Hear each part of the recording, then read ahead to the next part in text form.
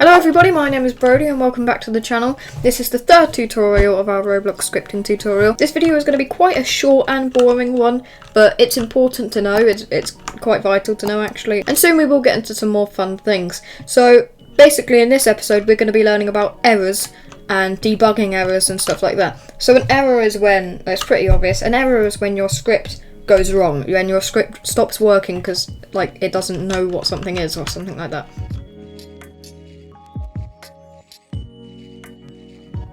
So let's get started real quick. This part in the Explorer is just named part. So remember last time we learned how to like change the colour of something, for example, or make something transparent. Let's just do transparency as an example. If we want to make the part transparent, let's just do game.workspace.part.transparency equals 0.5. And when we press run, the part will turn transparent. Look, there we go. It's transparent.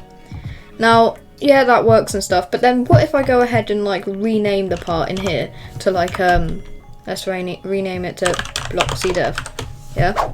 Now, if I press run, the part won't turn transparent because in the script it still says game.workspace.part, and the script doesn't know what part is now. So if you change the name of something, you're gonna have to change the name in the script as well.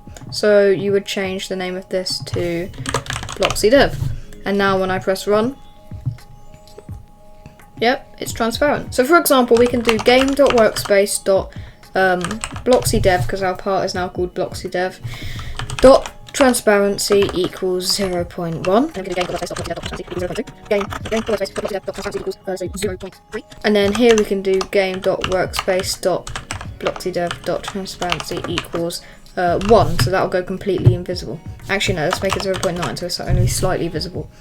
But imagine you had a typo in one of these. For example, the third one. Imagine you had like BloxyDev. Yeah.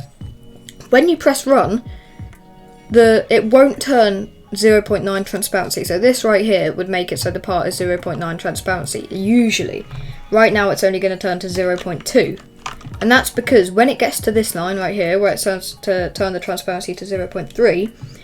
There's a typo saying BloxyDev, and the script doesn't know what the hell that is. You have to specifically write exactly what the part is. So when it gets to here, the script's like, okay, I don't know what that is, I'm going to stop running. And then that means every line ahead of that won't run either.